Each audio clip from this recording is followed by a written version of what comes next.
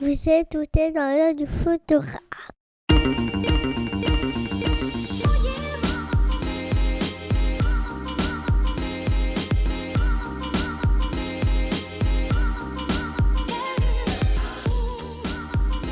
Bienvenue dans ce podcast réalisé par un photographe sur un photographe pour les photographes. Je suis Julien Pasternak et aujourd'hui, je vous emmène dans l'œil de David Deluca, photographe posé. Aujourd'hui, je vous emmène à la découverte d'un photographe difficile à classer et qui a involontairement eu un impact énorme sur ma carrière. Nous allons parler du malentendu qui m'a décidé à me lancer professionnellement dans la photographie, de ces jeunes années argentiques et de la façon de rattraper un reportage de mariage totalement raté, de la manière de concilier deux vies professionnelles aux antipodes l'une de l'autre, de la fois où, en arrivant sur un job, il s'est rendu compte que le client de David photographe était déjà client de David côté entreprise, et de ce qu'est réellement la liberté dans ce métier de photographe. Bienvenue dans l'œil de David Deluca. Bonjour David. Bonjour Julien. Bienvenue dans ce podcast, merci de participer avec nous. Eh bien, merci de m'avoir invité. On va attaquer dans le vif du sujet tout de suite. Qui es-tu David et d'où viens-tu ? D'une autre planète, non. Qui je suis donc je suis un photographe schizophrène. Je suis, si je devais me qualifier, je dirais que je suis. Alors, j'aime pas le mot artiste parce que ça fait un peu connoté, mais disons que je suis un ultra créatif et ultra scientifique. Et parfois, je suis plus scientifique que créatif. Et puis, j'ai arrêté de me poser des questions. Je pense que, in fine, tout ça finit par se rejoindre et converger. Et se mélanger. Ouais. On a un épisode récent avec Julien Pruzès où on parlait de ça, justement, la convergence entre l'art et la science. Et je pense que vous entendriez bien tous les deux. C'est quoi ta spécialité photographique aujourd'hui ? J'ai eu un petit peu de mal à identifier dans nos discussions préalables. Je suis un peu difficilement identifiable d'une façon générale. Alors moi j'aime la photo posée, c'est-à-dire que idéalement pour moi la photo, si quelqu'un me demande un portrait par exemple, ça va être de passer une demi-heure à discuter avec lui et de faire une photo. Pour moi ça c'est la photo réussie. Donc parfois je m'entraîne quand j'ai beaucoup de photos à faire, par exemple j'ai un enchaînement de portraits à faire, j'essaye de trouver très très rapidement sur une personne le bon angle, etc. Donc mais en tout cas j'aime la photo posée, j'aime pas le shooting, j'aime pas les milliers de photos, on en choisit une. Et la deuxième chose que j'aime, c'est le développement en fait, puisque on en parlera probablement après.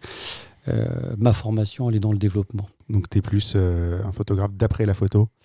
Ouais, en fait, prendre une photo pour moi m'intéresse pas en soi. Je suis pas le côté. Moi, j'aime mettre en scène. D'ailleurs, je suis un peintre raté en fait. Donc, j'aime mettre en scène et ensuite, j'aime effectivement regarder longtemps la photo, et essayer d'en tirer le maximum en fait. Donc, tu aimes tout ce qui est autour de la photo, pas forcément le fait de cliquer, mais la préparation et le... Alors après, j'ai le côté scientifique, j'ai le côté... j'aime la lumière. J'aime les appareils électroniques, donc à la différence de ton précédent interviewé qui se plaignait, qui disait qu'il y a des gens qui se suicidaient parce qu'ils faisaient des notices, eh bien moi je dois dire que quand j'achète un nouvel appareil photo, j'ai besoin de savoir exactement à quoi correspondent tous les boutons, mais jusqu'au bout, quoi. Donc moi je lis la notice. C'est toi qui la lis. On a trouvé le lecteur de notices. Ouais. Là, par exemple, j'ai un D850. J'ai passé effectivement jusqu'à la dernière option. J'ai voulu savoir comment ça fonctionne pour plus y penser en fait. Mais j'ai besoin de savoir exactement comment ça fonctionne. Ça, c'est mon côté un peu scientifique. Donc, mais pour moi, après, ça n'est qu'un outil en fait. C'est-à-dire que ce qui m'intéresse avant tout, c'est la mise en scène. Il ne faut plus que je pense à cet outil en fait. Pour moi, la photo, ça n'est qu'un déclencheur. Il y a une technique à utiliser. Et ensuite, par contre, j'aime me retrouver face à l'écran sur l'ordinateur. Et je peux passer des heures à retoucher de façon fébrile et presque... je veux dire, ça peut faire peur parce que les gens ne se rendent pas compte de ce que j'ai fait dessus, notamment sur la colorimétrie, le redressement de perspective, excuse-moi. On en parlera peut-être aussi dans ma formation. Je suis obsédé par ça. Donc, mais bon, voilà, c'est un peu... Donc, la photo en elle-même, c'est pas ce qui m'intéresse le plus. C'est le avant et le après. Aujourd'hui, ton activité photographique, c'est quoi ? Quel type d'événements ou de réalisation photographique tu vas faire ? Alors, j'ai à la fois de la chance et pas de chance. La chance que j'ai, c'est Et je veux pas, je sais pas comment dire ça, mais j'ai pas besoin de la photo pour vivre en fait. Donc je fais ce que je veux. Alors donc ça veut dire que je peux prendre par exemple des modèles, faire des photos pour moi, ou éventuellement pour des expositions. Et sinon je travaille avec des collaborations choisies, des gens qui m'aiment bien.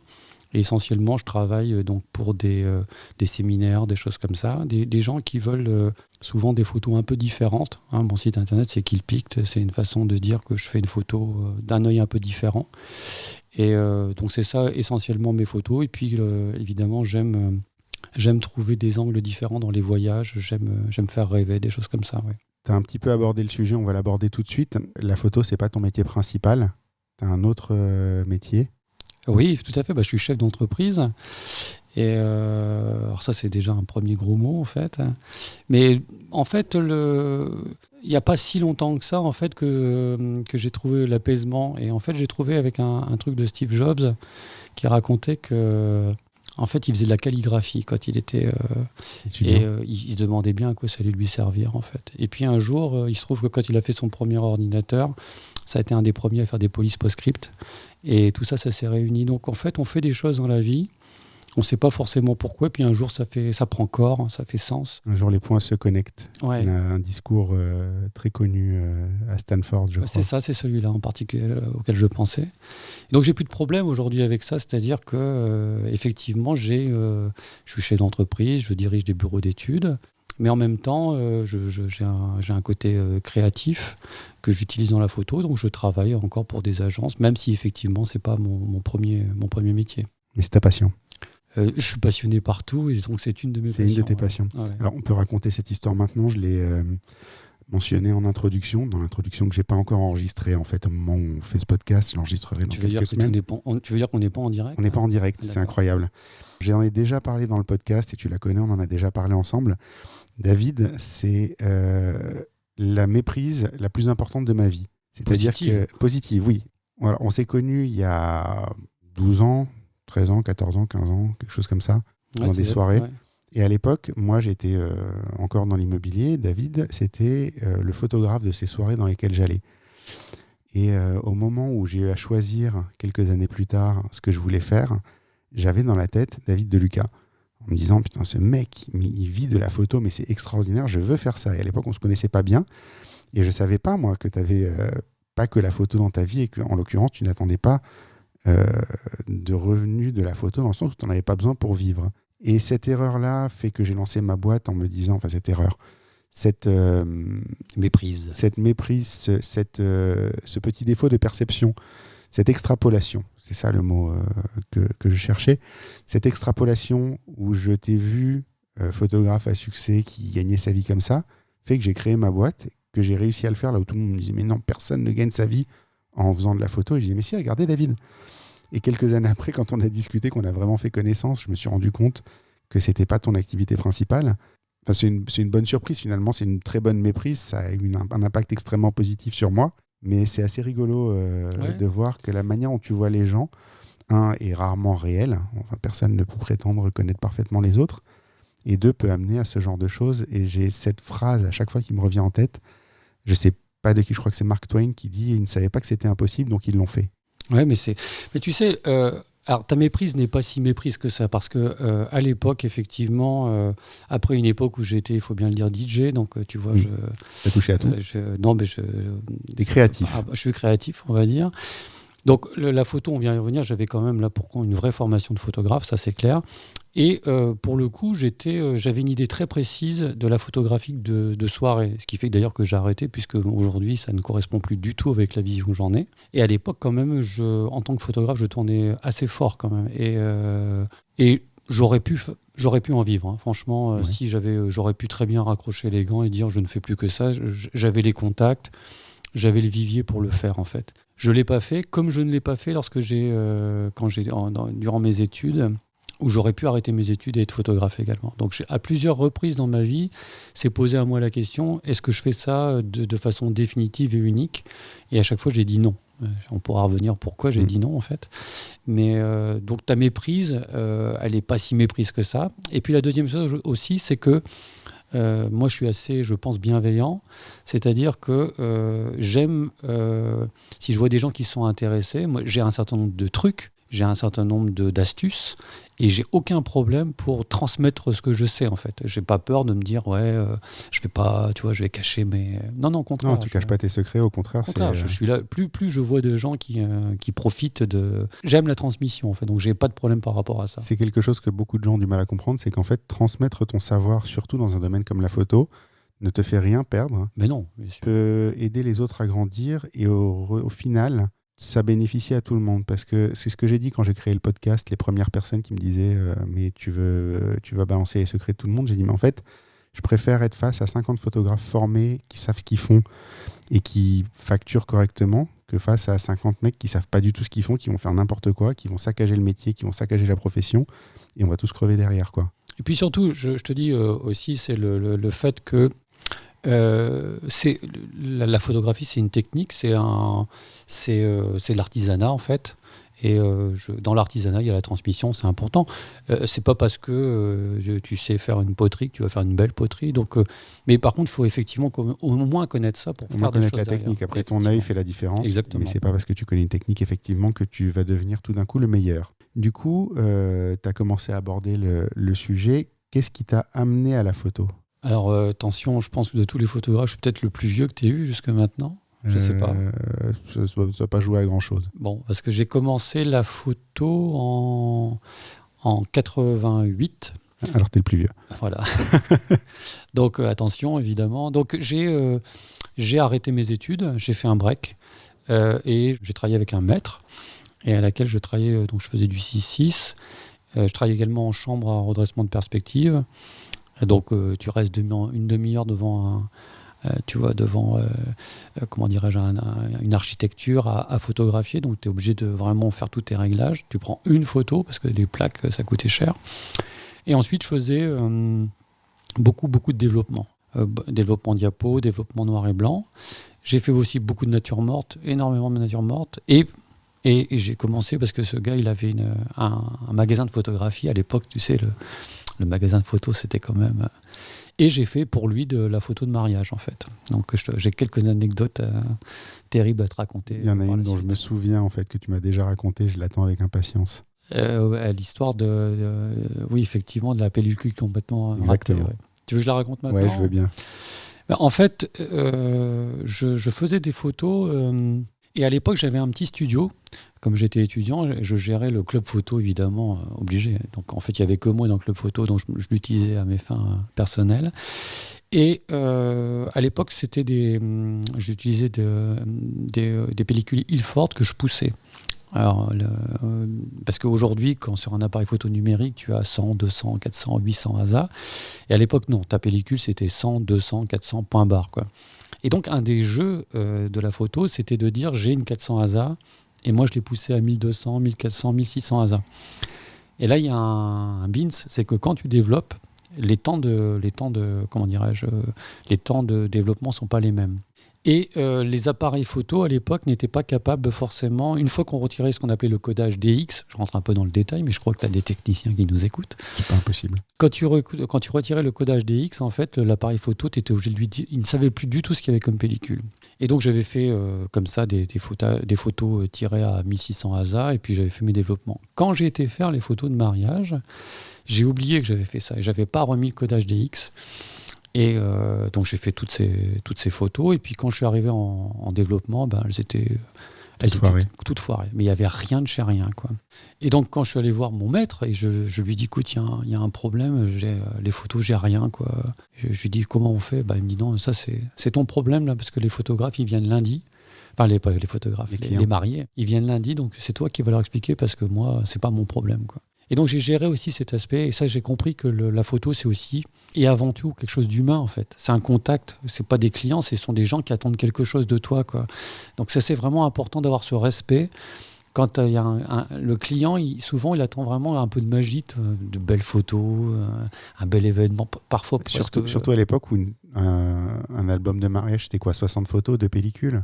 Ouais, et puis alors, la photo se faisait payer cher. Hein. C'était à l'époque où le photographe était encore rémunéré correctement. Et donc, c'est la femme qui arrive. Et puis, dans mon malheur, j'avais eu de la chance que je n'avais fait les photos que, tu sais, on fait après l'église dans le parc. Tu vois, je n'avais fait que ça, en fait. Et je lui dis, écoutez, j'ai une bonne et une mauvaise nouvelle. Et je vais commencer par les mauvaises. Toutes les photos sont ratées, j'ai rien. Donc là, j'ai cru qu'elle allait... défaillir. Oui, vraiment, parce que c'était... Mais je lui ai dit, j'ai une bonne nouvelle, c'est que vous allez remettre votre robe de mariée. Et donc on est retourné, on a refait les photos, et là, forcément, j'ai sorti le grand jeu parce que je ne pouvais pas recommencer. Et bon, tout le monde était content, etc. Mais ouais, ça a été un moment de flip total, quoi. Mais tu as eu la bonne réaction qui est on a un problème, comment est-ce qu'on le résout? T'as pas le choix. C'est ce que m'a appris. Finalement, c'est comme ça que j'ai appris ça. C'est que de toute façon, t'as pas le choix. Il faut trouver une solution. Dans tous les domaines de la vie, je pense que c'est ça. En fait, ça m'est arrivé aussi, comme à toi, d'avoir des problèmes, des shootings qui se passent pas bien ou des événements qui se passent pas très très bien. Et la seule question que j'ai posée à ce moment-là, c'est ok, c'est arrivé. Comment est-ce qu'on résout ce problème? Comment est-ce qu'on arrange les choses? En même temps, si ça t'est arrivé, tu sais que après, tu as 2 boîtiers, tu as 2 flashs, parce que forcément... Alors, ça m'est pas arrivé sous cette forme-là, ça m'est arrivé sous la forme recruter la mauvaise personne qui fait le mauvais travail. Ouais. Ça m'est arrivé. Après, bon, les problèmes techniques, je veux dire, on a tous connu un flash qui crame en plein... la carte SD qui... La carte SD qui marche pas. Bon, t'es censé avoir double lecteur de carte. Voilà, on a tous des petits problèmes techniques. Moi, j'ai eu vraiment un gros ratage comme ça, où j'ai engagé quelqu'un qui n'a pas fait un travail digne de ce nom. Et ça, il faut gérer aussi. Et là, t'as pas d'excuse, t'es responsable, c'est toi qui es engagé, c'est toi qui as délégué, c'est toi qui as choisi. Tu t'es fait avoir. Et la question, c'est comment tu arranges. Donc, là, comme on a arrangé, on a arrangé comme on a pu, on a rattrapé ce qu'on pouvait rattraper. Et puis le reportage suivant, il était gratuit, à mes frais, et il n'y avait pas de discussion là-dessus, quoi. Mais tu corriges. En tout cas, ce qui est important, c'est de se dire que, en tout cas, c'est comme ça que je l'entends. Évidemment, on a l'image du photographe éthéré, mais on a une responsabilité vis-à-vis du client aussi. Donc, c'est aussi le photographe, ça s'arrête pas. Juste tout à l'heure, on parlait d'appuyer sur le bouton. Le photographe, ça s'arrête. Pour moi, c'est pas ça, quoi. C'est aussi une relation avec un client, ce qu'il attend, l'écouter. Tu le disais tout à l'heure comme un gros mot, mais on est chef d'entreprise. En plus, oui. De sa propre entreprise. De sa propre entreprise, qui est peut-être pas énorme, mais ça fait partie du boulot. Ça fait partie du boulot et on est surtout responsable de ce qu'on rend aux clients. Exactement. Du coup, vu les dates que tu as annoncées, ton premier appareil, c'était un argentique, voire c'était même une chambre... Alors, j'avais la chance d'avoir, parce que j'avais pas les moyens à l'époque, je travaillais sur du Hasselblad, des choses comme ça, en fait, des chambres 6-6, et puis, bon, les grosses chambres, je sais plus, je crois que les pellicules, c'était 20-20, hein, donc je me rappelle même plus la taille que ça faisait. Tu sais que les viseurs dépolis, l'image à l'envers, et puis sous le drap, hein, donc ça, c'est génial. À l'ancienne. Tu sais que quand on fait une photo avec un iPad... Ça me rappelle un tas de souvenirs parce que ça ressemble à ça en fait. Ah ouais. Cet grand écran là, c'est exactement ça qu'on avait avec un verre dépoli, c'était magnifique. Donc ça va redevenir tendance de faire des photos à l'iPad? Ça va plus être interdit? Écoute, franchement... Si tu te mets sous un drap avec l'iPad, oui. Mais même, tu as déjà fait des photos à l'iPad? J'ai fait rapidement parce que j'avais que ça sous la main. Mais c'est la photo est peut-être pas terrible. Par contre, l'acte de prendre la photo, il est extraordinaire. Franchement, c'est cette lumière qui arrive, ça, c'est magnifique. Donc mon premier appareil, c'était un Nikon F801. Et j'avais, pour le plaisir, je t'ai raconté tout à l'heure, j'avais un Canon FTB aussi. Mais l'appareil avec lequel je travaille, c'était un F801. Et donc, je l'ai gardé longtemps, hein, d'ailleurs. Il n'a jamais défailli. C'était un très bon appareil photo. Tu as dit que tu as appris la photo avec un maître. Qu'est-ce que ça t'a apporté, justement, d'apprendre comme ça? Parce qu'aujourd'hui, on est plutôt la génération YouTube où on apprend en ligne. En fait, l'apprentissage, il n'était pas tant... bon, évidemment, il y a le réglage de la focale, de la vitesse, la profondeur de champ. Moi, je suis scientifique, hein, donc la lumière... je sais ce que c'est qu'une profondeur de champ, je sais ce que c'est qu'un diaphragme, je sais comment ça fonctionne. Donc, je ne l'ai pas appris par la photo, je le savais déjà en cours d'optique. J'ai fait beaucoup d'optique. Et ensuite, ce que j'ai beaucoup appris, par contre, avec lui, c'est en développement. Et en particulier, on ne se rend pas compte, mais aujourd'hui, par exemple, quand tu es sur Photoshop, tu as les hautes lumières et les basses lumières. Et un truc qui est très facile aujourd'hui, en plus avec les appareils qui ont une très forte dynamique aujourd'hui, tu arrives à récupérer des choses qui sont presque cramées en fait. Mais quand tu as une pellicule, tu peux pas faire ça. Donc, ce que tu faisais, c'est que c'était presque de la gestuelle. Imagine-toi, donc tu as ton agrandisseur, et puis tu as un temps de pause de 1 minute sur ton papier. Tu vois, alors on voit, tu sais que tu as la lumière rouge comme dans le film. Je l'ai fait quand j'étais jeune. Et avec ta main, tu vas rattraper dans les secteurs qui sont surexposés, tu vas poser ta main et tu vas, avec une geste de mimique, voire même avec les petits cartons que tu vas découper, tu vas empêcher que la lumière arrive trop à cet endroit-là.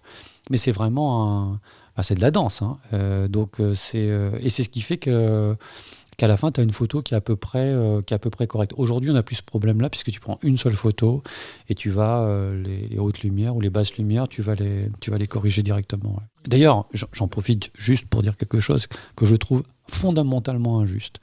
On fait tout un cirque avec un certain nombre de photographes, je sais pas, des douaneaux, des choses, etc.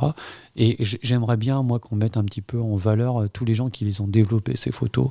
Parce que j'aimerais bien voir les négatifs. Il ne faut pas s'imaginer que quand on fait alors encore plus, hein, quand on fait de l'argentique, quand on voit les pellicules, en tout cas, si c'est pas en studio, c'est rarement super équilibré. Si derrière, il n'y a pas un gars qui vraiment fait un gros travail, si tu n'as pas un tireur de génie derrière, ta photo, elle ne vaudra jamais rien. La meilleure preuve que c'était le tireur à l'époque qui faisait la photo, c'est que je crois que c'était Capa qui avait fait des photos de guerre en Espagne ou quelque chose comme ça, et la pellicule a été complètement cramée par le tireur qui a saccagé le boulot, et ce mec-là a raté son travail, et du coup les photos elles existent, mais c'est la moitié de ce qu'elles devraient être réellement, quoi. Alors Capa, par contre, j'ai une vraie admiration pour lui, parce qu'il fallait en avoir quand même. Ah oui, non, pour faire ce qu'il a fait. Et puis il a été au contact de... Moi, je ne serais pas capable de faire ça, mais je trouve ça, là, c'est plus qu'un photographe, c'est un historien, quoi. Donc, c'est vraiment un travail extraordinaire. Ça te montre quand même que, en tout cas à l'époque, c'était un vrai travail d'équipe. C'est-à-dire que le photographe et le tireur devaient travailler main dans la main pour sortir un travail assez équilibré. Du coup, ce que tu nous annonces aujourd'hui, se lancer dans la photo, c'est fun, c'est simple. Tu achètes un appareil, tu achètes un abonnement à Lightroom et en avant. À ton époque, j'ai l'impression que c'était vachement de contraintes finalement. Qu'est-ce qui t'a plu là-dedans ? En fait, je te dis, je suis créatif et j'aurais aimé plutôt savoir peindre en fait. Mais alors, je suis vraiment nul. Donc, je me suis dit comment réussir. À l'époque, je faisais beaucoup de double impression. Par exemple, tu sais, je prenais 2 photos que je superposais. Attends, ça se fait plus, c'est ridicule. Si ça existe, ça se fait dans l'appareil directement. Ouais, pas besoin de te faire chier. Et donc, mais à l'époque, ça se faisait, c'était compliqué. Hein. Donc non, j'aimais le côté posé, la difficulté me faisait pas peur, au contraire. Puis c'était quelque part, c'était une science, tu vois. Et puis il y avait un respect par rapport à ça. Aujourd'hui, effectivement, comme tout le monde peut le faire, c'est un peu, ça paraît plus facile. Je vais modérer un peu ce que tu viens de dire. Comme tout le monde a l'impression de pouvoir le faire. Oui, ça paraît, j'ai dit, hein, parce que derrière, pour faire quelque chose d'équilibré, c'est pas si évident que ça quand même. Il reste quand même beaucoup de techniques. Donc moi, ce qui m'a plu, c'est effectivement une technique pour réussir à montrer quelque chose, à laisser prouver des choses aux gens. En fait, c'est ça qui m'intéressait. On va passer sur une partie un peu plus inspiration. Est-ce que tu as des photographes, des livres, des photos qui te plaisent particulièrement et qui t'inspirent particulièrement ? Oui. D'ailleurs, j'ai pris, me doutant que tu allais me poser la question, j'ai ressorti mon Pinterest et puis mon Behance. Je ne vais pas toutes les citer parce que là, je me rends compte que j'en ai une grande liste. Je pourrais mettre un lien vers le Pinterest et le Behance éventuellement. Ouais, si tu veux. Alors, je vais en citer 4 plus ou moins récents, essentiellement des photographes américains. C'est Nicky Hamilton. Nicky Hamilton, c'est quelqu'un qui fait... les 4 photographes, finalement, ce sont des gens qui font de la photographie très posée, en fait. Hein. Donc, ce n'est pas des photographes de mode. Donc, lui, sa spécialité, en fait, sont des décors de cinéma. C'est presque un cinéaste, en fait. Il y a Philippe Loca di Corsia, c'est quelqu'un que j'aime beaucoup parce que c'est presque, dans chaque photo, il y a une histoire, en fait. Il arrive, donc c'est plutôt de l'Amérique profonde, mais il y a une intensité dans ses photos qui est impressionnante. Il y a Richard Tuchman. Alors là, c'est un type, il faut vraiment aller sur Internet pour aller voir. Parce que ce type-là, il fait un truc incroyable. Il fait des petites boîtes, il peint, il crée des décors. Et ensuite, dans lequel il met des petits mannequins qui va détourer. Et ensuite, il prend des gens sur fond blanc il les détourne et il les met dans ses boîtes. Et tu arrives dans la même atmosphère que Hopper, en fait. Tu vois, Edward Hopper. Donc à chaque fois, tous ces gens-là, où j'ai Gregory Cruden, qui lui, par contre, est un peu comme Nick Hamilton. Nick Hamilton, c'est plutôt du cinéma d'intérieur. Gregory Cruden, c'est plutôt... Alors lui, c'est du cinéma, mais extérieur. Donc là, le gars, il est capable de passer une semaine pour pouvoir mettre en scène... Image. Pour une image. Et c'est ça qui m'intéresse vraiment, c'est la photographie posée. Et puis en fin de compte, tout ça, c'est des peintres ratés à mon avis. C'est-à-dire que c'est des gens qui pourraient faire la même chose en peinture, mais qui font une mise en scène et qui se servent de l'outil photographique pour exprimer l'image qu'ils ont en tête, en fait. Ça me renvoie beaucoup à l'épisode de Julien Pruzès, qui est l'épisode 5 de mémoire, qui est photographe de studio, qui s'est défini comme pictorialiste, c'est-à-dire qu'il il cherche pas forcément à respecter la réalité. Il cherche à embellir les choses et il est capable de passer, pareil, un temps incroyable juste sur une image. C'est la préparation extraordinaire chez lui. Typiquement, si tu veux, j'ai un côté... c'est une obsession, par exemple, sur les perspectives, mais ça vient du fait que j'ai passé des heures en chambre à redresser les perspectives. Si je vois une photo où le photographe n'a pas fait l'effort de redresser ses perspectives, ou en tout cas de leur donner un sens, je peux pas, quoi. Je peux pas dire que cette photo me plaît.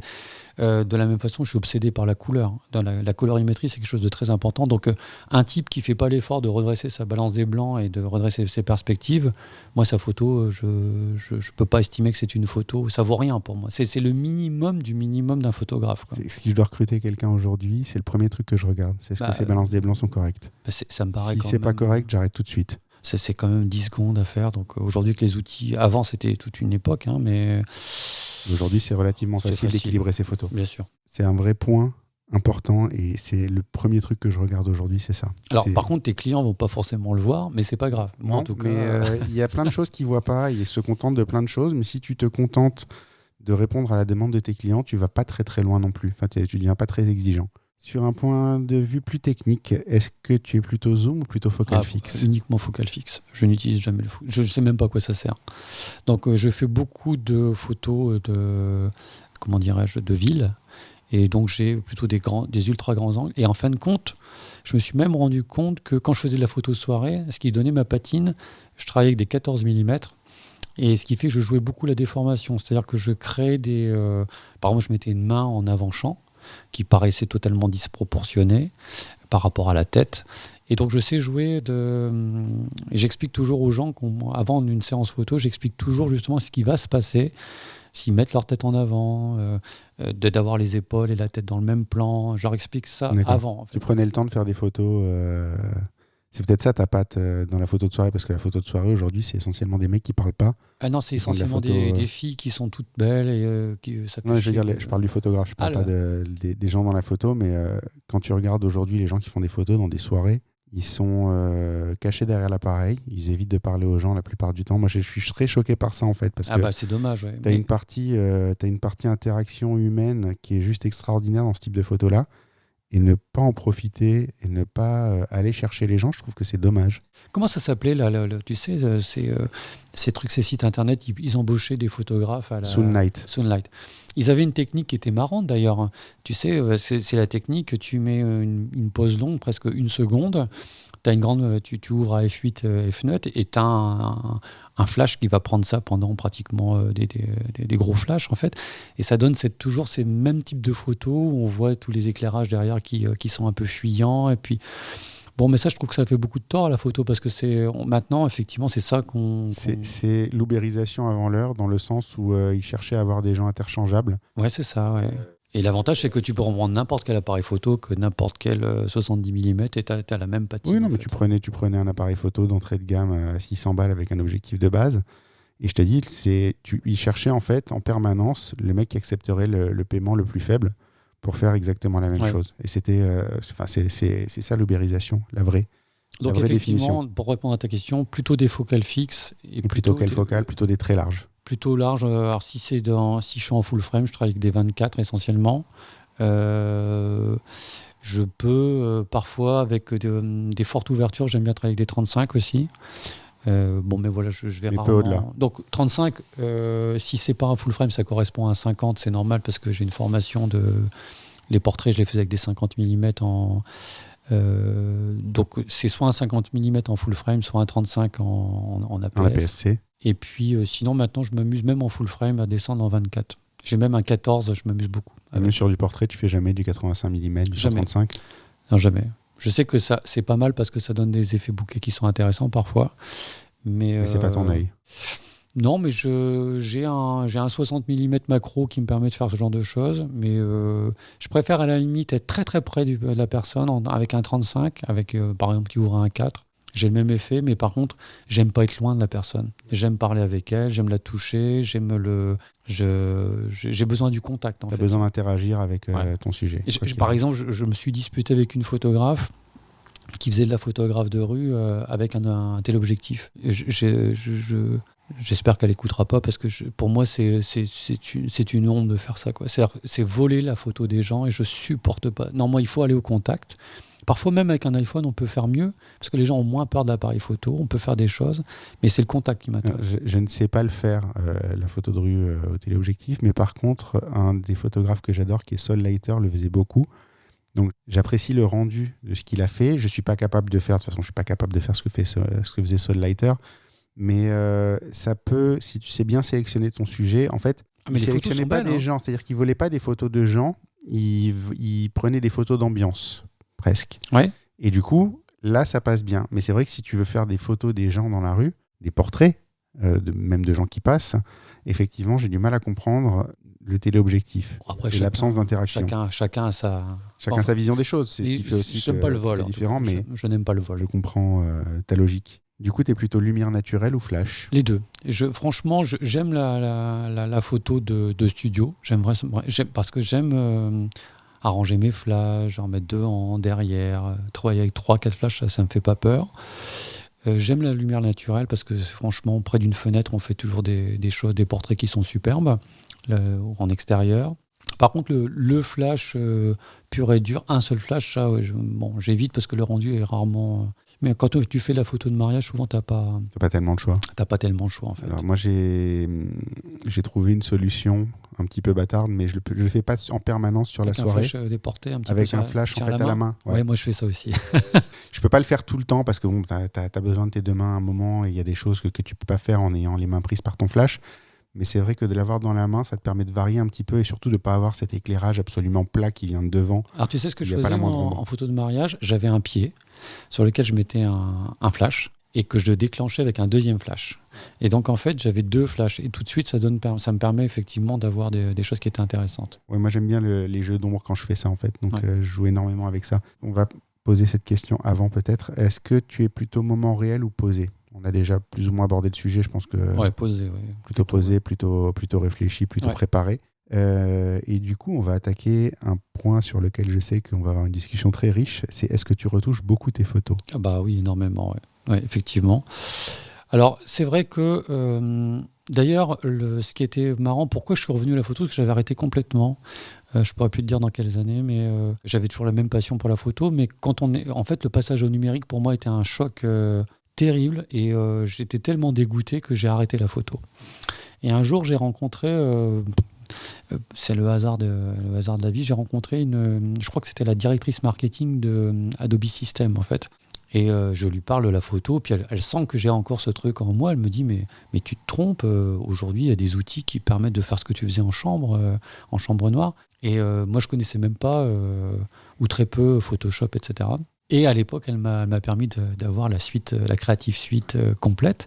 Et puis j'ai retrouvé toute la colorimétrie. En fait, je l'ai retrouvée. Ce que tu faisais avant. Bien sûr. On oublie un peu facilement que Photoshop en fait ne fait que reprendre ce qui existait avant sous une forme numérique. Et puis surtout les masques. C'est-à-dire que ce que je faisais à la main, j'ai compris que je pouvais le faire avec des masques. Et donc ça, je me suis amusé avec les masques. Et puis après, j'ai récemment... j'ai fait des choses moins poussées, mais j'ai retrouvé vraiment ce que je faisais en chambre, c'est Lightroom, parce que là, on a tous les réglages.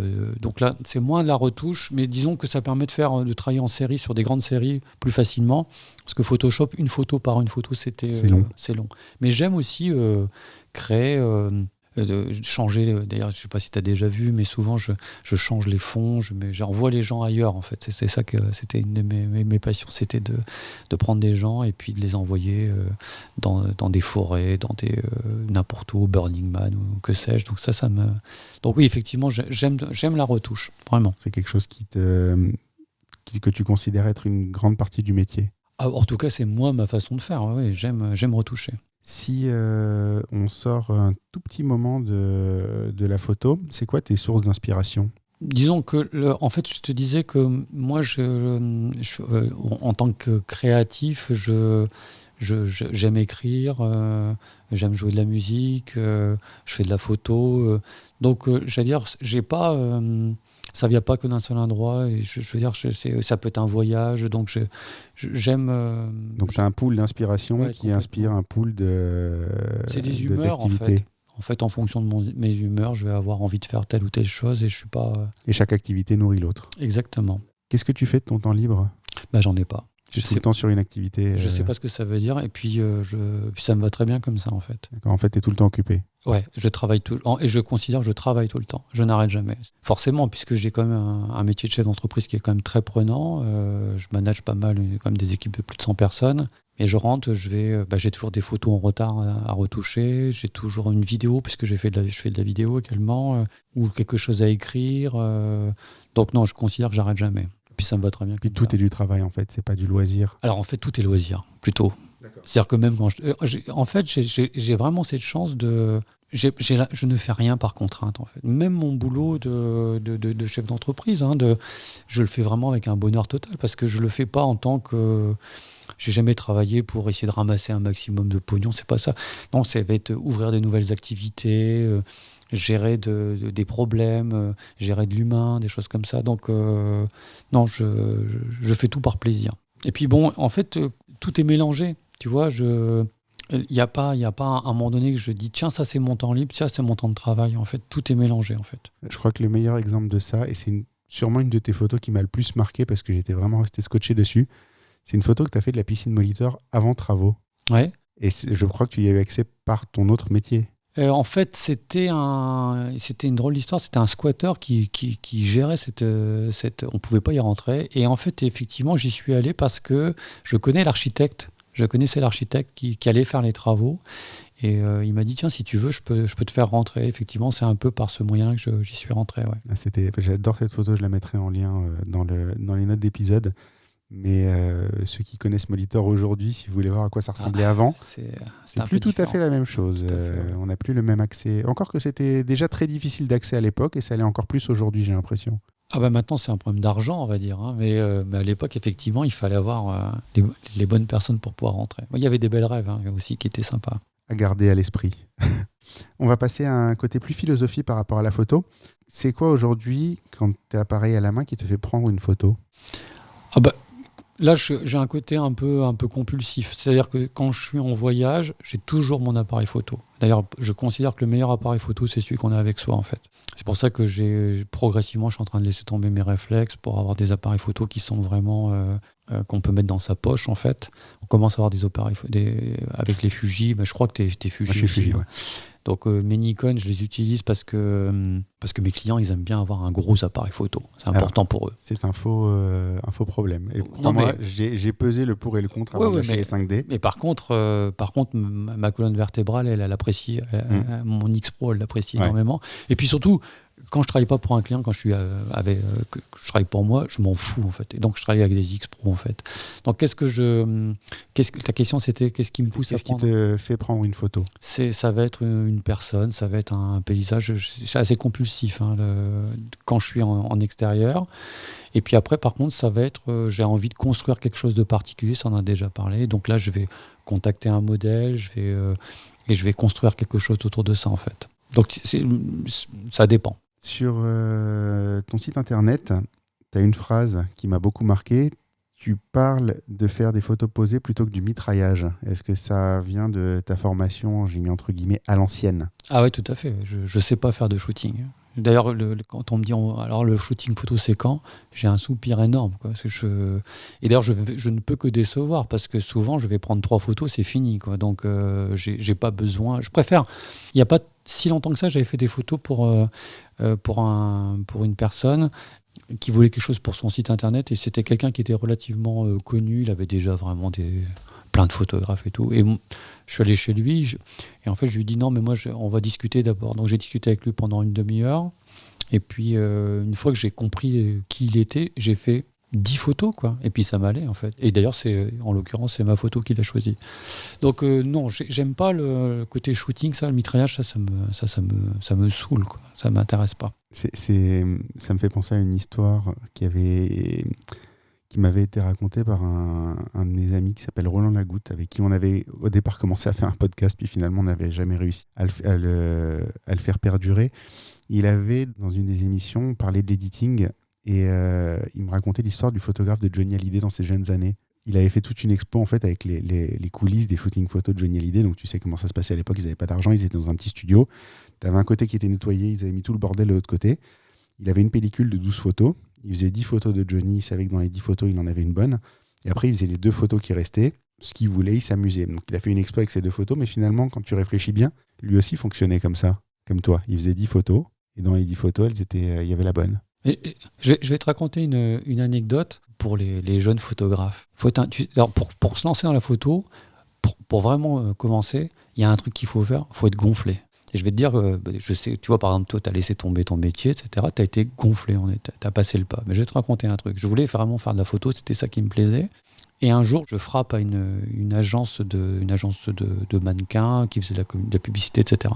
Je crois me rappeler du nom, ça s'appelait Comédia Bis, c'était à Lille. Je sonne, etc. Et les gens, ils me reçoivent et je leur dis, voilà, je suis photographe, j'aimerais travailler pour vous. Donc les mecs, ils se marrent. Quoi. Ils se disent, mais qui c'est ce mec? Ils débarquent comme ça, quoi. Et est-ce que tu as un book? Et à l'époque, avoir un book, c'était compliqué, c'était cher, quoi, parce qu'il fallait faire des photos, il fallait faire des tirages, et les tirages, ça coûtait vraiment une blinde, et j'avais pas d'argent, quoi. En plus, j'avais tout claqué pour mon appareil photo, donc j'avais vraiment pas d'argent.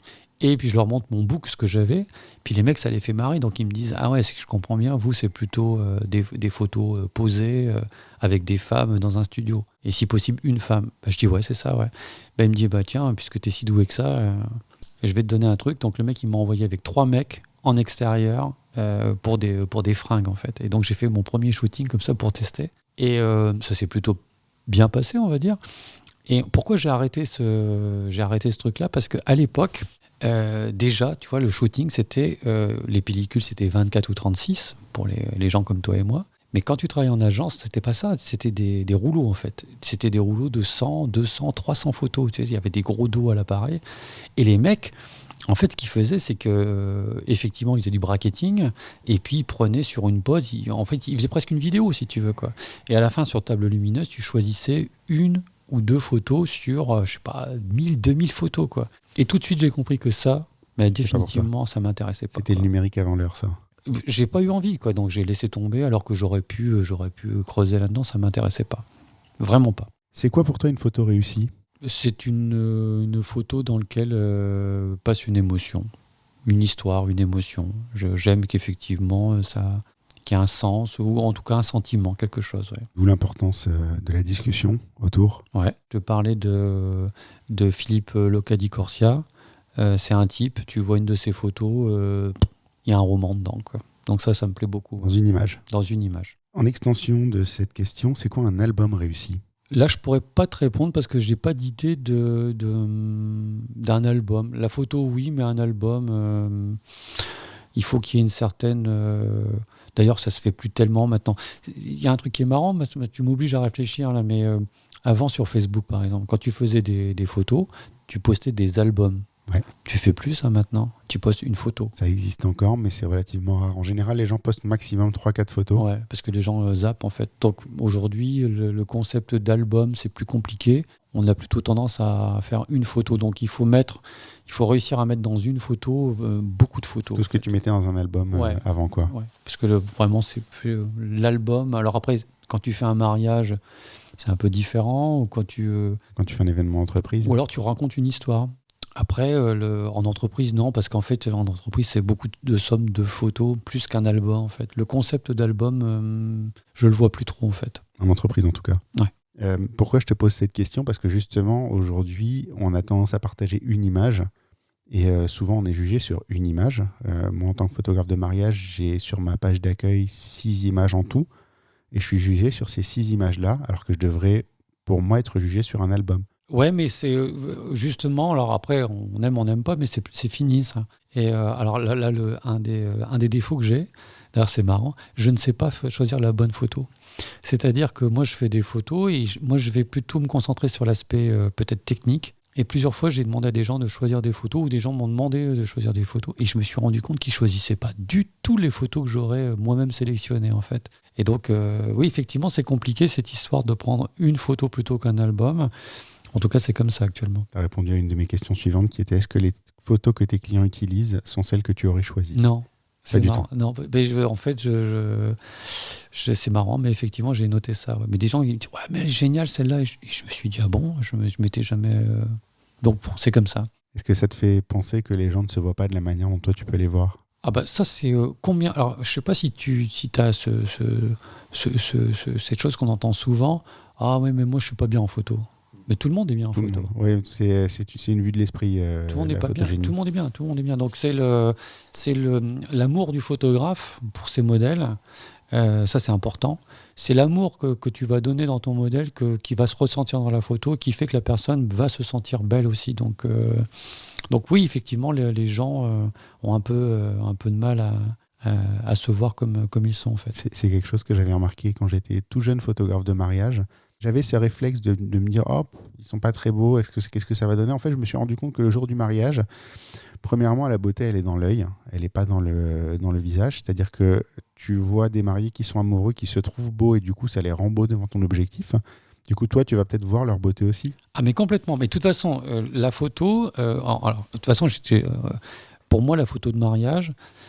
j'en fais moins, j'en fais encore. Hein. C'est de loin, c'est le summum du photographe, quoi. Alors je sais bien, ça va peut-être paraître surprenant. Hein.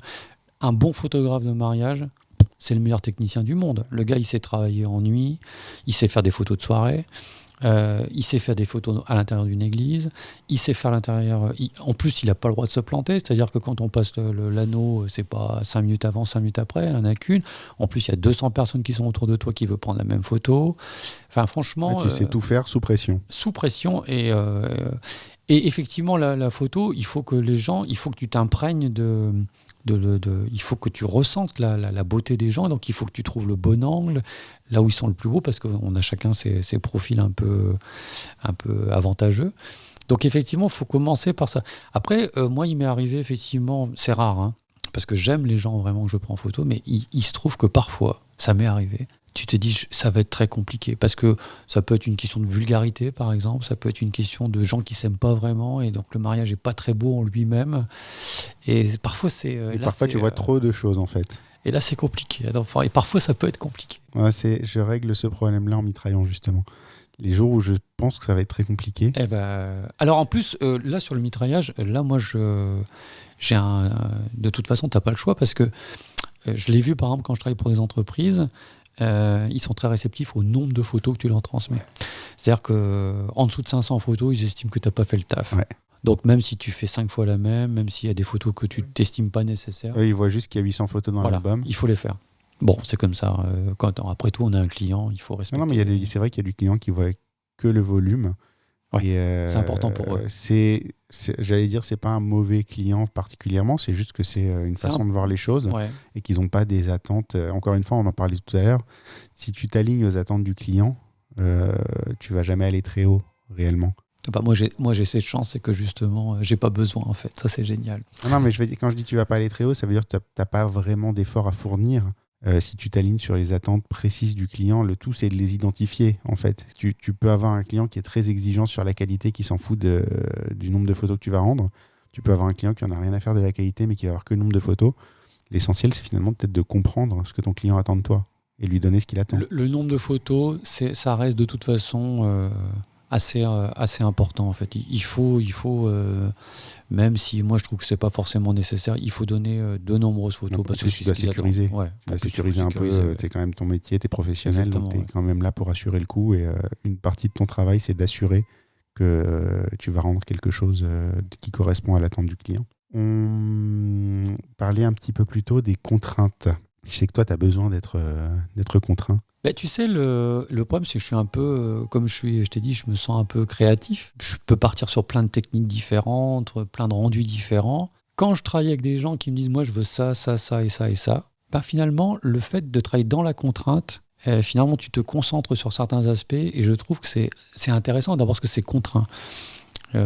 C'est pas parce qu'il y avait des contraintes musicales que Bach n'a pas pu sortir tout ce qu'il a sorti. Il y avait les 3 règles du théâtre. C'est pas pour ça qu'on n'a pas eu un théâtre qui était très productif. Donc le fait d'avoir comme ça, d'être contraint, j'ai travaillé notamment avec des musiciens ou des musiciennes qui étaient complètement... mais c'est incroyable l'idée qu'ils avaient de ce qu'ils voulaient. Finalement, ça te pousse à faire quelque chose que tu n'aurais peut-être pas fait en fait. Donc ouais, j'aime bien travailler sous contrainte, ça me plaît bien. Ça t'oblige à te focaliser finalement. Enfin, c'est la même chose que de travailler avec des focales fixes. Pareil, peut-être, ouais, tu as raison. C'est-à-dire que je pense que c'est exactement ça. Si tu as une focale, tu vas te perdre dans un tas de trucs, alors que si tu as une focale fixe, c'est toi qui bouges. Donc tu n'as pas le choix, il faut que tu es contraint. Et je préfère travailler sous contrainte. Et puis des fois, tu te perds dans la liberté. C'est une histoire que je raconte très souvent et je pense qu'elle illustre bien. À un moment, j'ai fait une transition de Canon à Fuji. Et donc, pendant un temps, j'avais pas toutes les optiques sur Fuji. Et puis, bon, tu es habitué à ton matériel Canon. Donc, tu veux quand même garder les options, mais tu veux quand même prendre le nouvel appareil pour faire des essais et tout. Et je me suis retrouvé avec 3 appareils, des lentilles dans tous les sens pour tous les trucs. Et en fait, à un moment, je ne savais plus quoi prendre.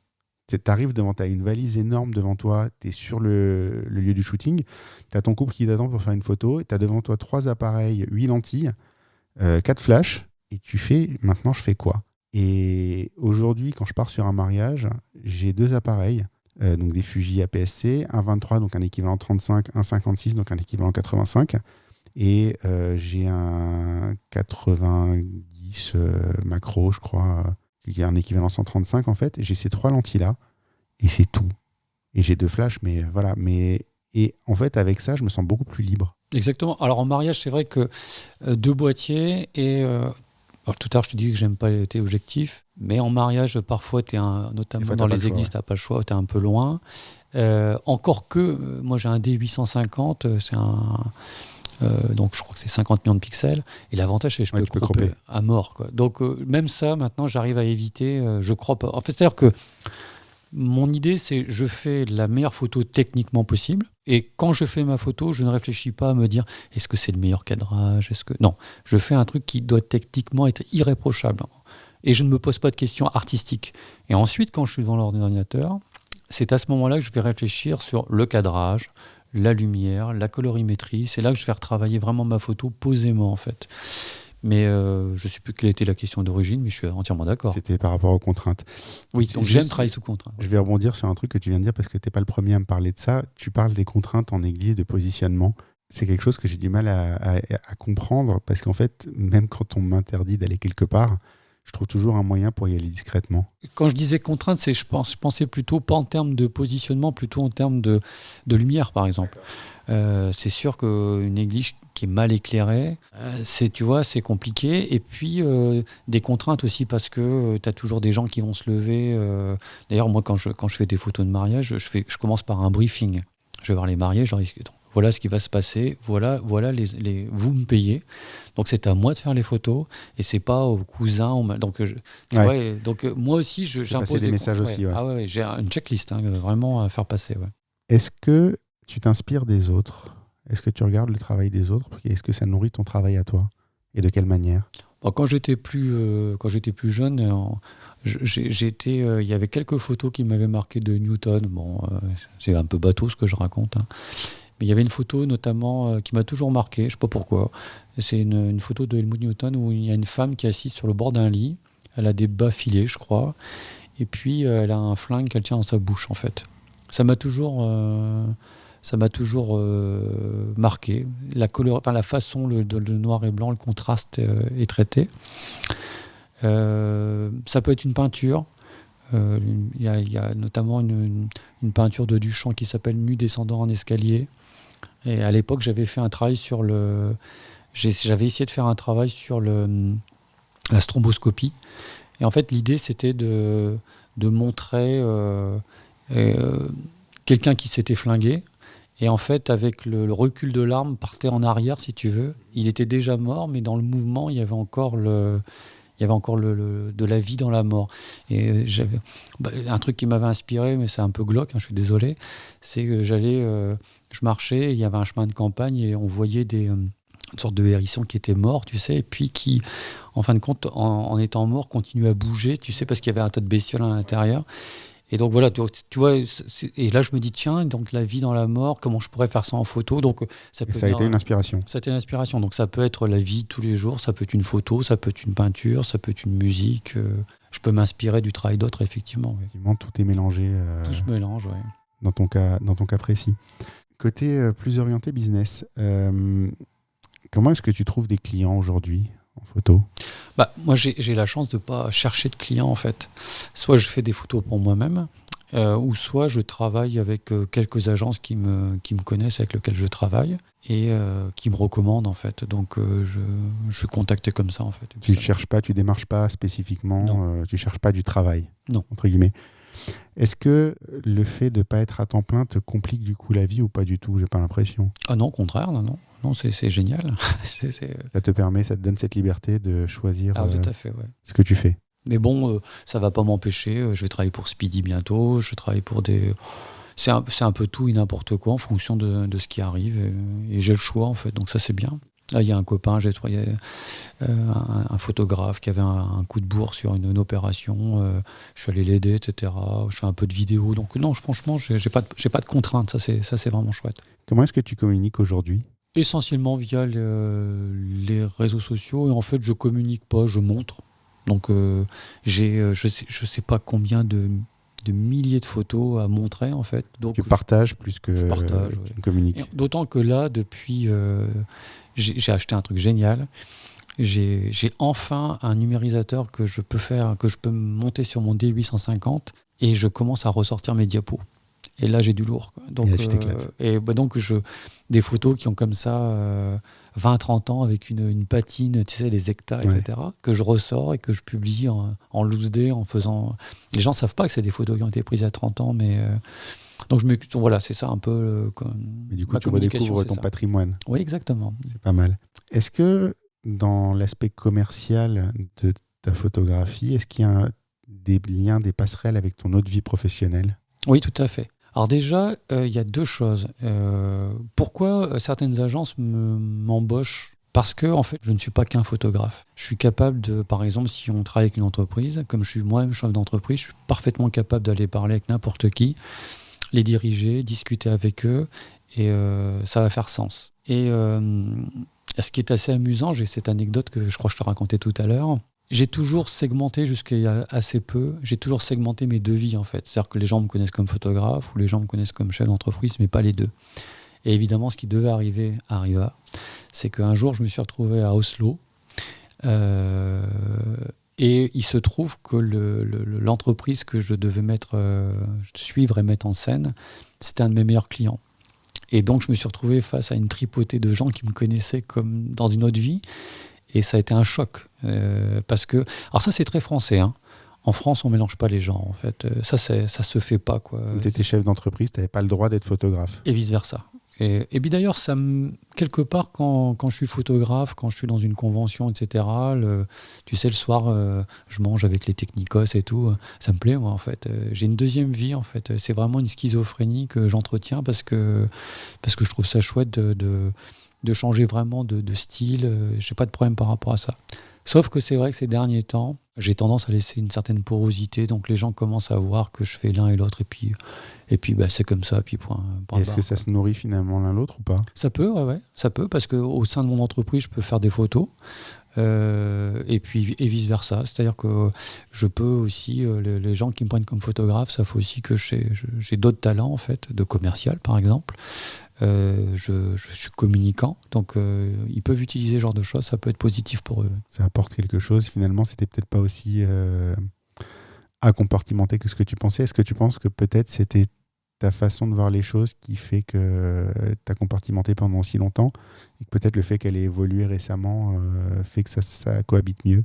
Je l'ai fait parce que je pense vraiment qu'en France, c'est pas bien vu. C'est-à-dire que tu perds de la crédibilité d'un côté comme de l'autre si tu fais autre chose. C'est comme ça. Donc, est-ce que c'est réellement le cas ou est-ce que c'est ta perception ? Ah ouais, c'est le cas. Hein, tu sais, même par exemple, combien de fois on voit des gens qui, par exemple, je sais pas moi, font du théâtre, peuvent pas faire de cinéma, ou ils font du cinéma, ils peuvent pas, ou ils font de la télé, peuvent pas faire de cinéma. Ils sont pas pris au sérieux. Ils font de la comédie, ils peuvent pas faire du drame. Voilà, c'est ça exactement. Donc il y a je pense que c'est j'ai le sentiment que c'est quand même assez français comme truc.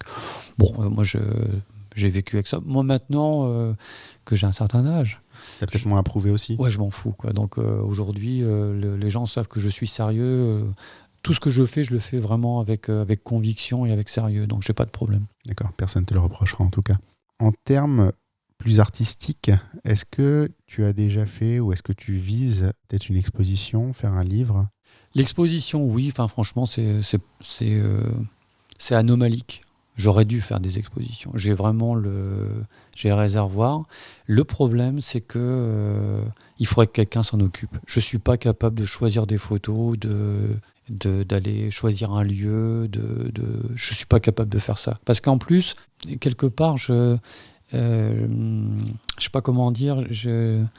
J'ai presque l'impression que de me prendre trop au sérieux quand je fais ça, quoi. Ouais. Faire un livre, c'est pareil. Alors un livre, moins, mais plutôt une exposition, ouais, c'est pas normal que je ne l'ai pas encore fait. Tu as besoin quand même mais de quelqu'un si j'ai pas quelqu'un qui me prend par la main pour le faire, je le ferai pas, quoi. Un peu comme Garry Winogrand qui a produit des dizaines et des dizaines de milliers de photos sans jamais s'en occuper réellement. En fait, lui, ce qui l'intéressait, c'était de créer.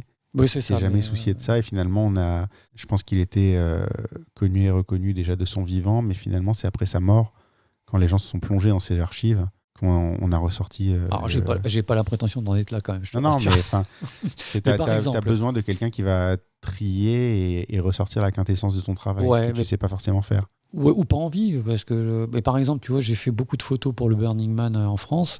J'ai fait des photos, mais vraiment qui sont... sans prétention, hein, mais qui sont, je pense vraiment géniales. Je les ai vues passer, elles sont géniales. Parce que les gens sont géniaux. C'est pas, moi, j'étais juste là, j'ai eu cette chance de prendre ces photos. Il y aurait vraiment de quoi faire une expo vraiment géniale, quoi. Parce que ces gens sont tous tellement beaux, tous tellement heureux que ça ferait quelque chose de très lumineux. J'ai pas mal de photos de villes, de photos de rues qui sont vraiment bien. J'ai beaucoup de thématiques. Il faudrait que je me fasse aider pour le faire. Bon, pour l'instant, j'ai pas. Peut-être plus tard, on verra bien. On mettra quelques exemples dans l'article qui accompagnera le podcast. Et si ça vous intéresse, je mettrai les coordonnées de David quelque part dans l'article. Et vous pourrez le contacter et organiser ça. Et peut-être on a une énième carrière qui commence pour toi. Non, mais j'ai un pote qui s'est proposé il m'a dit, mais je le fais pour toi parce qu'il travaille dans le milieu de la culture, etc. Mais bon, en fait, je pense qu'il faut avoir une... je sais pas comment dire, je me considère pas, moi, j'ai pas besoin de ça, j'ai pas besoin de reconnaissance, si tu veux, ça m'intéresse pas en soi. Ce qui me plaît, c'est l'acte de créer. De partager, de créer. Mais bon, c'est vrai qu'il y a des trucs que j'aimerais bien montrer parce que je trouve que c'est pas tant pour me mettre en valeur moi, mais il y a des choses qui sont sympas que j'aimerais montrer, ouais, effectivement. Parce que typiquement aussi, il y a un truc, c'est que quand tu fais une photo, que tu la montes sur un écran de téléphone, franchement, c'est pas la quintessence de la photo. Les photos pourries, ouais, tu peux les montrer sur un appareil photo. Les belles photos. Mais une belle photo. Tu les vois pas pareil. Si tu ne le fais pas sur du 1 mètre par 2, tu vois pas la qualité de la photo. Sans aller sur du 1 mètre par 2, cette année, j'ai fait quelque chose que j'avais envie de faire depuis longtemps, que j'avais toujours reporté.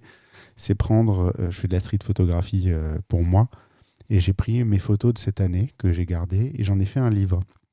Un petit livre, 20 par 20, je veux dire, rien d'extraordinaire, que j'ai fait que pour moi, j'en ai tiré un exemplaire. Mais par contre, les regarder comme ça, je vois pas la même chose que devant mon écran. Jusqu'à maintenant, je les regardais sur mon ordinateur, je les partageais sur Facebook, mais de les voir sur le livre, la première lecture, j'ai identifié 3 points que je ne dois plus faire cette année, c'est dans mes défis 2020, mais que je n'avais pas vu sur écran et que je n'ai vu que sur papier. Donc finalement... Non, on n'a pas la même lecture en exposition que sur un... C'est pas du tout les mêmes photos d'ailleurs. C'est quoi la place de la photo dans tes revenus aujourd'hui ? Actuellement, pas grand-chose. À un moment donné, quand je t'ai dit, tu sais, tu me demandais, tu me disais ta méprise. Ouais. Peut-être à l'époque, c'était plus. C'était plus, ouais. Franchement, je dirais pas moitié-moitié, mais c'était pas. J'aurais pu en vivre quasiment. Pas énormément. Ma méprise n'était pas totalement une méprise. Elle n'était pas totalement. Aujourd'hui, non, c'est bon. Je dirais pas anecdotique, mais c'est vraiment. Ça représente pas grand-chose. C'est plus un loisir rémunéré. Oui, c'est-à-dire. Alors, par contre, sauf des services que je rends, par contre, je ne brade pas mes prestations. D'abord parce que tout travail mérite salaire, et ensuite pour pas faire de concurrence. Pour préserver le métier. Pour préserver le métier, parce que franchement, il y a pas très longtemps, je suis contacté par un laboratoire médical. Ils ont besoin d'un truc en urgence pour prendre des boîtes de médicaments, je ne sais plus trop quoi là. Et il y avait, je sais plus combien il y en avait, je pense, pour une bonne journée de travail, tu vois, avec une boîte à transporter, etc. Et tout. Et il fallait, c'était un coup de feu, tu vois. Et donc c'était un gros laboratoire pharmaceutique. Et ils proposaient, donc je dis ok, ouais, il se trouve que j'étais disponible, je dis d'accord, ça m'intéresse. Faire des photos de médicaments, c'est un challenge quand même. Hein. Donc ça, je sentais le challenge, je me dis ouais, ça me plaît, c'est original. 150 €. Donc j'ai dit bah, je m'en foutais, quoi. J'ai dit non, au revoir, quoi. Je m'en fous, quoi. Donc je trouve que c'est une insulte quasiment, si tu veux, parce que elle me dit ouais, mais je pourrais le faire, on peut le faire avec notre iPhone. Bah, je vais dire, faites-le avec votre iPhone. Ouais. Effectivement, vous pouvez le faire avec votre iPhone, ça sert à rien de me. Mais moi, si vous me faites venir, je vais le faire différemment, il faudra le payer pour. Donc, mais pour autant, donc, j'ai cette chance de pouvoir dire non. Alors qu'effectivement, si c'était ma seule source de revenus, je pense que peut-être que j'y serais allé. Peut-être que tu aurais réfléchi ou que tu aurais essayé de négocier un peu. J'aurais essayé 200, ce serait possible. Là, j'ai dit juste non, quoi. Bon, voilà. Donc, on m'a fait exactement la même proposition hier. On a besoin dans l'urgence. Non, c'est pas un laboratoire, mais c'était un cabinet médical qui voulait les photos du cabinet pour leur site internet. Il fallait les faire pour avant-hier. Il y avait 150 balles de budget. J'ai dit, mais 150 €, en fait, c'est ce que je compte en déplacement. Bah oui, dans Paris. Le matos coûte cher, les ordinateurs coûtent cher, les logiciels coûtent cher. Mais ça n'est qu'une photo. C'est les gens, quand ils te disent ça n'est qu'une photo, ils ne voient pas que tu as bossé pendant 20 ans avant pour apprendre à faire une photo déjà, que tu as 25 000 balles de matériel dans ta valise. C'est clair, ouais, à amortir. Et puis, c'est aussi pour ça d'ailleurs que aujourd'hui, il y a beaucoup de photographes qui partent vers la vidéo. Parce que la vidéo, là par contre, là, les gens ont du mal à les faire. Il faut un logiciel de montage. Puis c'est respecté. C'est parce qu'ils ont du mal à le faire. C'est quand même plus difficile techniquement. Mais ils ont l'impression qu'il y a un vrai savoir, alors qu'il y a un vrai savoir dans la photo. Mais comme c'est facile d'appuyer sur le déclanceur. Exactement. Et de sortir une image. Et donc aujourd'hui, les prestations frontaux, effectivement, ont tendance à être tirées vers le bas, ça c'est clair. Il faut faire autre chose. Si tu me disais qu'il y a des gens qui se lançaient dans les photos, écouter ton podcast, clairement, faire que de la photo, ça va être compliqué. Il faut faire de la vidéo en même temps. Faites de la photo. Mais pas que. Mais faites pas de podcast. Le marché est pris. Non, le marché est complètement saturé. Le marché est saturé. Si je te demande quel est le pire moment de ta carrière ? Je te l'ai raconté tout à l'heure. C'est l'histoire de Effectivement, c'est cette femme qui vient pour voir ses photos et j'en avais pas, quoi. Ça, c'est vraiment un moment. Ça, c'est un moment de grande solitude. Grande solitude. Ouais. Ça, il faut assurer, mais tu as plutôt bien géré finalement. T'as pas le choix. Par opposition, le meilleur moment de ta carrière, Burning Man ? Ouais, le Burning Man, ça, j'y suis pas allé en tant que photo. Alors, c'est marrant parce que tu vois, tiens, c'est marrant que tu me dises ça, parce que je suis allé au Burning Man. Parce que moi, ça m'aurait fait kiffer. Mais j'ai pas fait de photos.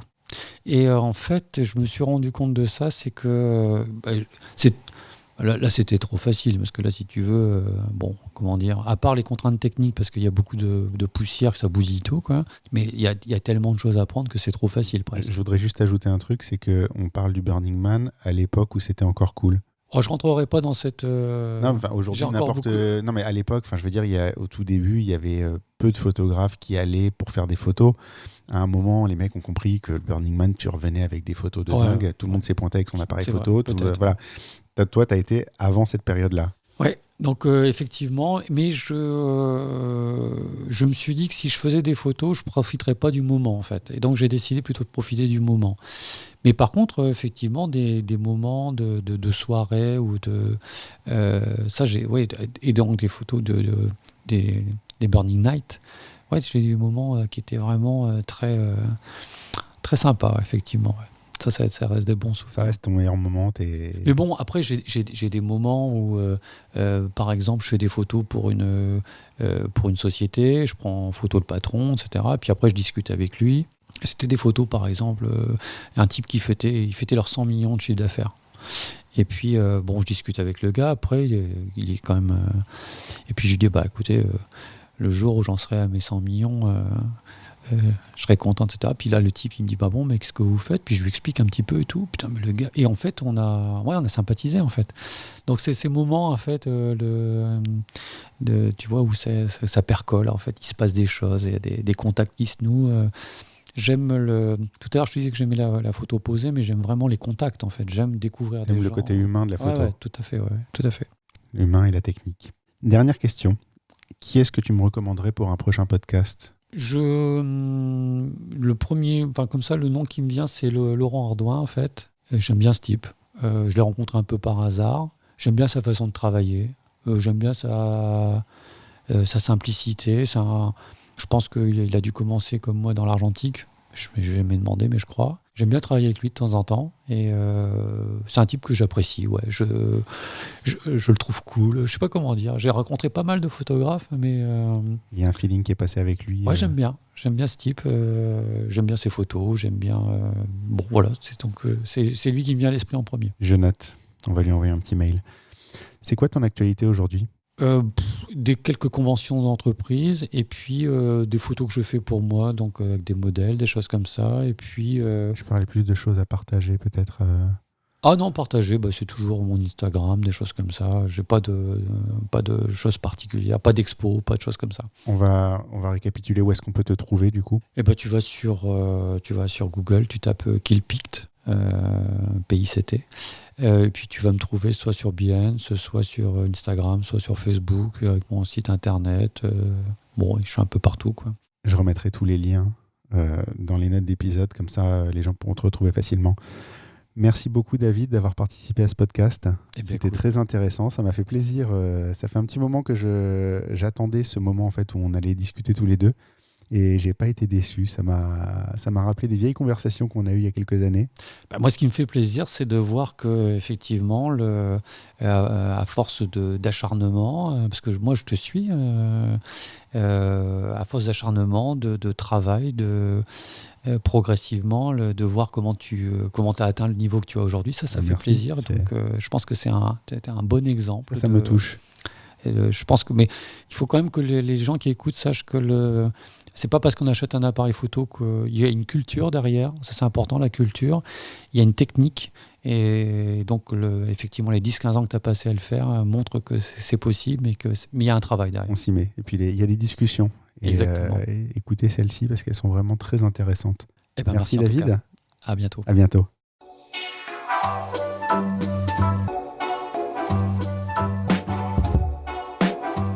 Merci d'avoir passé un moment avec nous dans l'œil de David Deluca. C'est fini pour cet épisode. Merci de nous avoir écoutés jusqu'ici. Si vous voulez supporter ce podcast, partagez-le sur les réseaux sociaux, abonnez-vous et laissez un avis sur Apple Podcast. C'est tout pour aujourd'hui.